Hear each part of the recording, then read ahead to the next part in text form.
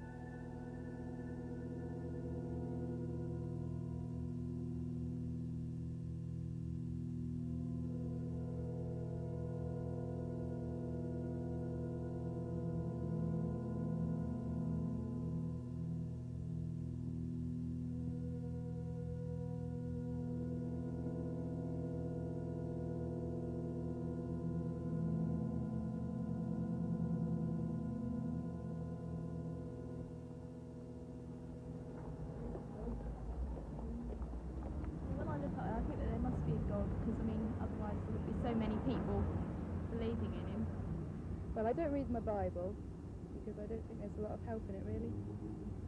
And I don't go to church unless I feel sad, in which case I do. God's with us everywhere.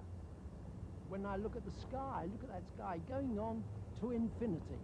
Something far beyond me or any human being. Yes. A lot of gas, I think, up there at the moment. Apart from the gas, I think there are... It says in the Bible that he knows all the stars by name. That speaks to me of God's great power and his great glory. And when I look at the small, intricate things of nature, it speaks to me of how God has taken care of even the smallest manifestations of creation.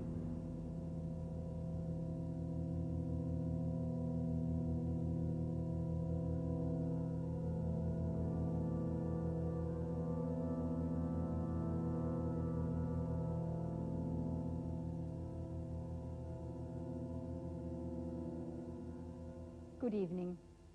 Well, are we small manifestations of God's creation, as the man on the film said, or purely products of chance, who for their own comfort have invented the idea of God? To put it another way, did God create man or man create God? It's a choice everybody's got to make. This book, The Probability of God, that's just been published, makes the incredibly important assertion that modern science is beginning to reveal the existence of a creator God. Its author, Hugh Montefiore, the Bishop of Birmingham, is with us here tonight. And next to him, we have Paul Davis, who's the Professor of Theoretical Physics at the University of Newcastle. And then on my left, I'm joined by Professor Sir Freddie Eyre, philosopher and logician, and well known to all of us. And on my far left, Professor Sir Herman Bondi, Master of Churchill College, Cambridge, a renowned scientist and President of the British Humanist Association. We have with us as well a very distinguished audience, and we shall doubtless be hearing from them later on in the programme. But is a discussion on the nature and existence of God relevant today? We've already heard some of your comments, which we recorded when we took a stroll outside St. Paul's Cathedral. To our surprise, we found most people rather interested in the idea of God. What's your God like? Someone I can talk to when I'm feeling on my own, I suppose. The way he's normally portrayed is as an individual, something in man's own image, and I don't believe that at all. I think he's got a lot of value for a lot of people, especially for lonely people and old people, probably. And for you too? He's my sort of reserve when I'm on my own. He's big, he's got a beard and long hair. Black long hair and a black beard. I don't think he's like a person, but he's just a voice. I think he's great, and he just helps you. And then in the night, sometimes in the dark, you feel so scared. But then when you think of God, you don't feel scared anymore. He's tall with a beard, and he's just a great man. So he looks a bit like you in some ways. I do believe there is something that that's, well, not exactly makes decisions for us, but knows more than we do. Do you believe in a God?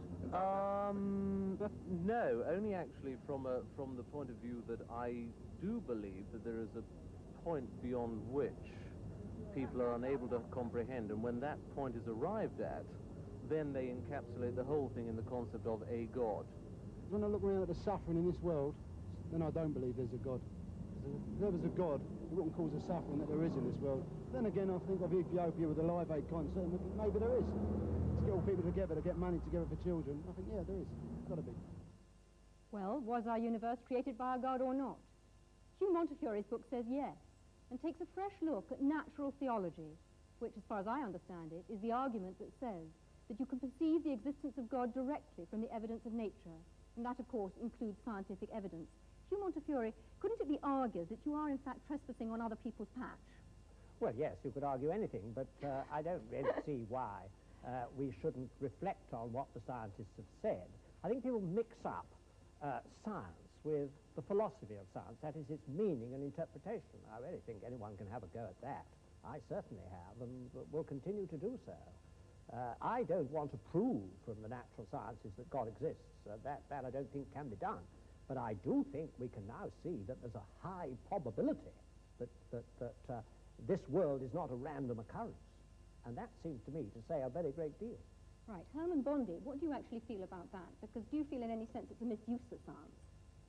No, I wouldn't call it a misuse, and I was very much impressed by the book for its erudition and for its honesty. But I do think that the argument of this very good book leaves me stone cold. Not because I'm short of awe, not because I'm short of wonder.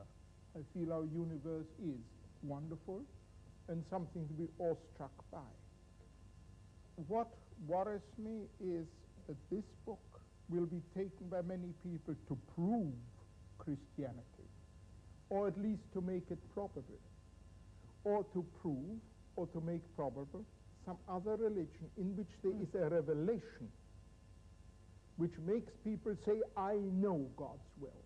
And that, to me, is a great source of evil.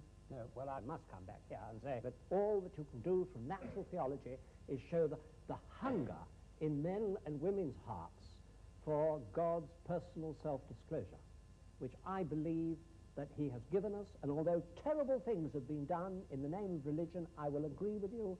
I also think that the most wonderful things have been done, and I'm always interested that people like you only mention the terrible things. Not only. Right.